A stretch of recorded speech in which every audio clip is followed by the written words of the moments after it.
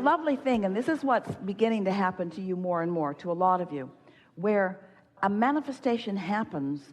It didn't feel like you were trying very hard. You said, I don't think I even wanted it. And the reason that it felt like you didn't want it is because you associate wanting with the stress of yearning for something. Where when you find that pure alignment, then the universe just begins yielding to you shovels full of manifestations that have been in your vortex for a while. In other words, it's such a lovely thing to have been just looking for fun and looking for clarity, not looking for a BMW, looking for fun and looking for clarity, not looking for a beautiful house in the snow, looking for fun and looking for clarity, looking for fun and looking for clarity, and finding fun and finding clarity, and finding fun and finding clarity, and finding fun and finding clarity. And then things begin manifesting in your experience effortlessly, because you finally are experiencing the power of the leverage of alignment. You see, that's why we've been explaining to you that you've been sifting and sorting and asking and putting it in your vortex, and it's been culminating there, it's been gathering, it's prepared itself for you being ready for it. It's better now than it was when you first put it there, because you put other things in there with it that all morphed together. And so your vortex, your vibrational reality, is ready to burst onto the scene in the moment that you vibrationally stop disallowing it. So this is the piece. This is another key that this gathering will help you hear in a very strong way. Humans often think that if they've got their sights on something, that they must find a way to think about that, think about that, think about that, think about that, think about that, think about that, and rein it in like a fish on a line. It's not like that at all. It's that once you have set your sights on it and it's in your vortex, now your work is to chill. Your work is not to figure out what the path is. The path is being revealed to you. You just have to figure out how to be receptive to the information about the path. Can you feel the difference about that? And the thing that trips you up, we're trying to demonstrate it for you here. So there is a vibration that becomes a thought. That's momentum worth celebrating. But humans don't want to celebrate it until it's in the garage. So since it's not in the garage, you mess this up. And since it's not in the garage, you mess this up. And since it's not in the garage, you get another job. And since it's not in the garage, you work harder. And since it's not in the garage, you try to find all the behavior to get it in the garage. And all the stuff that you do to try to get it in the garage causes you to keep messing this up. You see what we're getting at? So if you can just find things that are easy to feel good about, then everything that you want will come into full fruition. You'll find it all in the garage. The best word that Esther can find that fits with what you're reaching for is clarity. Now, we use the word alignment, but it's not as feelable. And we use the word of love, but you've messed that word up terribly. So the word clarity, clear-minded, sureness, confidence, knowing, certainty, absence of resistance, right path, right time. It's that feeling. It's that feeling. Because you have to understand, all that you've lived has culminated into this consciousness that is this source vibration that is not just aware of you, that is you. That is you and is aware of where you are now. You feeling that in the moment, whether it's someone causing you to laugh, someone that you're holding as your object of attention that you're enjoying, someone that you are loving, an idea of doing something. In other words, person, place, thing, doesn't matter. You're tuned in to that knowing. When you are in that state of alignment and you are focused in a time-space reality, it doesn't get any better than that. Because now you can feel the continuity. Now you can feel the progress of it. Now to be consciously aware of the thought, the vibration turning to the thought. The thought, the feeling of the thought, the power of the thought, the knowing of the thought. And then the words that begin to flow, and then the cooperative components of the universe that begin to play with you. That's the infinite, you see. To allow all that you are here, now. No blockage. No petty issues. No, I don't like the way you did that. I don't like the way you did that. None of that. Just tuned into Source and living life the way you and Source intended to live life here and now. Or step one, delicious step one, clarifying points. You see, that's why we don't get out of whack when you're out of whack. We know you're having step one and you came here to have some of that. We know none of us can expand. There can be no infinite. There can be no eternal. There can be no everlasting if there's not new, and there can't be new unless there are questions that bring new answers or problems that bring new solutions. It's all part of it. So we bless you in every problem that you are in. And when you start embracing the problem rather than acting like there's something that I'm doing wrong in it, then you'll be who you really are moving through this life experience. And now what we're saying to you is most people are still, with all of this coaching and counseling and guidance that we've been offering, they are still needing conditions to change before they will allow themselves to really feel good. And the way that translates out with most of you is you're asking others to approve and appreciate.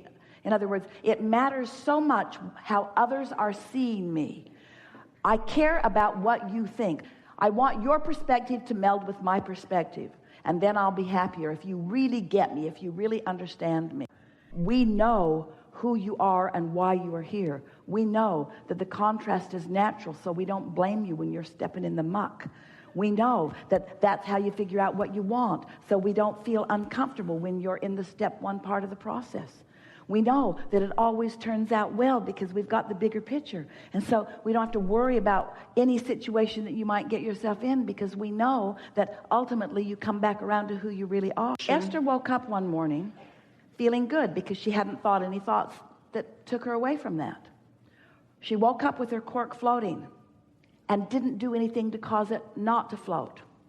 And then she sat, and in that state of unconditional alignment, because she hadn't focused on any conditions that took her higher or lower, she was just there, she looked out into a world and saw conditions of the world more beautifully than she had ever seen them before.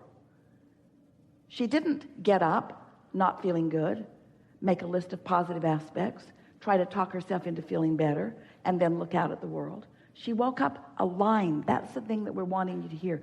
You wake up in alignment if you will allow yourself to be in alignment. And so her natural state is one of feeling good. Her natural state is one of alignment. Her natural state. And she didn't do the unnatural things that she's learned along her physical trail and take her out of alignment. And why? Because while she slept, momentum ceased. And the vibration of her inner being became dominant. She was in the receptive mode because she didn't tune herself away from the receptive mode. So she woke up still in the receptive mode and stayed there. Ooh.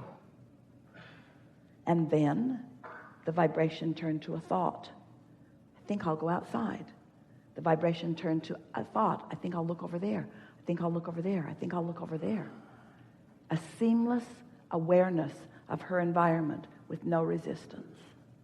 Unconditional love. Mm-hmm. Would you rather feel happy or sad? Happy. Would you rather feel engaged or bored?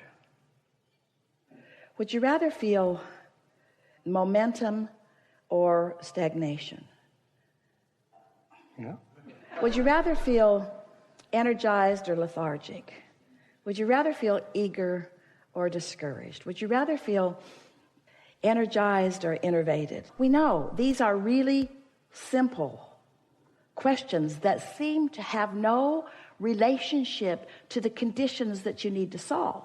But these are unconditional questions. You don't need to fix any condition. You might know exactly what job you want to go after, and you might not exactly know the right way to go about it, and you might not know what hoops to jump through or where to be when, but you do know the answers to these questions.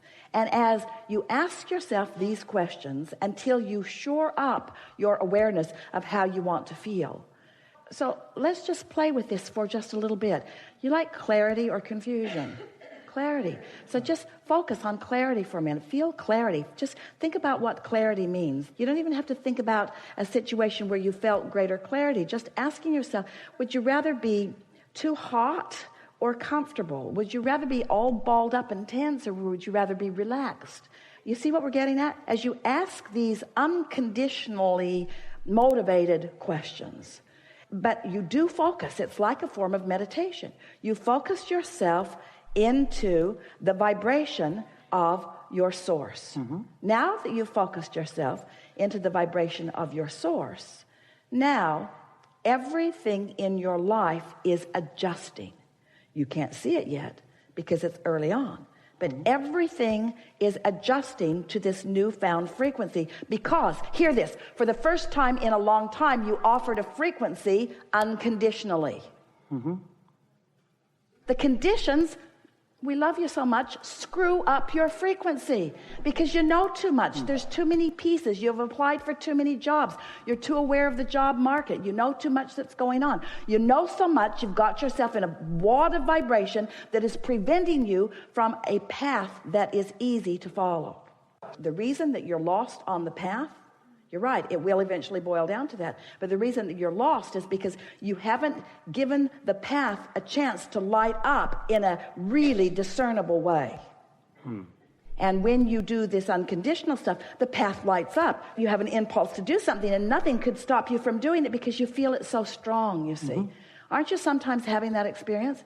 Esther's been just amazingly exhilarated at the way the path lights up. She said the other day, not only do I love it when there's a piece of the path, oh, damn, there's a piece of the path. There's a piece of the path, and I'm stepping on it because it's exhilarating. Not because it's going to lead me to some place that I want to go later, but because right now it feels really good right here and right now. And then she's also aware that she'll step on the path, and then she's ready to go again, feeling a little impatient. Where's the next piece? Where's the next piece? Where's the next piece? And then that piece sort of peters out because you can't be impatient. The path sort of peters out. You see, here's the thing. You're going to like this. And whether you do or not, we do. You're not looking for the path. You're creating an atmosphere so that the path can come to you. You're creating the atmosphere so that the path shows itself to you. And if it doesn't feel like it's showing itself to you, it's for one reason and one reason only. You're out there in the conditions, you're out there in the weeds, you got your vibration all balled up, and even though the source within you is lighting up all kinds of things, you've got so much contradiction going in your vibration because of all the conditions that you're trying to examine and control, where a little conversation like the one we just had will resolve all of that vibrational contradiction within you, and then a piece of the path will be right there. You'll say, oh, that was way too easy, that can't be right. Can't be right. That should have been way harder than that. Because I've spent 10 years evaluating conditions and 3 minutes just finding this emotional stupid game that Abraham's playing that can't really be a piece of my path. But once you follow it a little bit, you'll find that it is, and it'll lead, and it'll lead, and it'll lead, and it'll lead, and then you discover that the whole point of all of it is the path, the path, the path. You're not going anywhere. You're not ever going to get it done. You're not ever going to get it done. You're eternal. So it's only about the path. So when you say, I can't find the path, I can't find clarity, we say, that's big. That's a big deal. That's like saying, I'm lost in my beingness. We say, you don't have to be lost. Just chill out a little bit and let the path light up and enjoy it when you step on it. We have enjoyed this interaction immensely.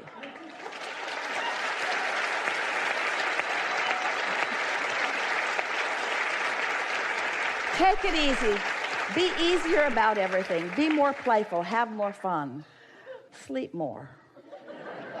Do more things that feel good. Pamper yourself more. Do things that are more feeling in nature. Get out there where the gardens smell good and look at the ocean that looks good. Do more things that just make it easy for you to feel good in the moment. Make a decision that just for a little while, you're going to take the struggle out of your experience because it isn't working out. And watch what a new decision about ease and alignment and general will bring for you. We speak this to you easily and wholeheartedly and with complete confidence in the wonderful things that are coming to you because we've seen your vortex. We know what you've created. And we can feel the shift in you. And so we know.